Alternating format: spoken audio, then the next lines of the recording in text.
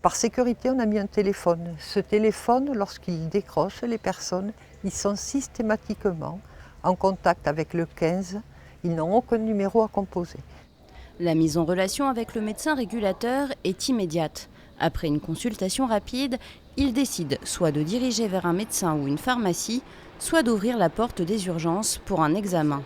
On n'est pas dans la fermeture de la porte. Il est bien évident que si j'arrive ce soir en ayant une douleur thoracique très importante qui laisse penser que je fais peut-être un infarctus, je suis là devant la porte. Il est bien évident que le 15 qui va recevoir l'appel de la personne qui m'accompagne va me faire rentrer aux urgences parce qu'il y a en permanence une équipe dans les urgences. La circulation des patients aux urgences est ainsi régulée ponctuellement depuis le mois de juin. Les pathologies mettant la vie en danger sont priorisées et le temps d'attente entre les patients réduit, ce qui ne rassure pas le comité de défense Sauvons l'hôpital de Sarlat. Nous, on est à 1h30 de tout autre centre sanitaire. Périgueux, Cahors, Brive. La population sarladaise est âgée. Certains n'ont pas de téléphone portable. Et ça pose de problèmes pour venir. Ils ne savent plus vers qui se tourner.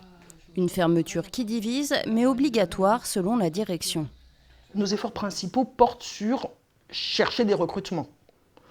En attendant cette embellie sur les recrutements, c'est la moins mauvaise des solutions quand nous n'en avons pas d'autres. Pour le moment, la réouverture permanente de l'accueil des urgences n'est pas envisagée, mais n'est pas exclue si l'hôpital réussit à recruter un nouveau médecin urgentiste.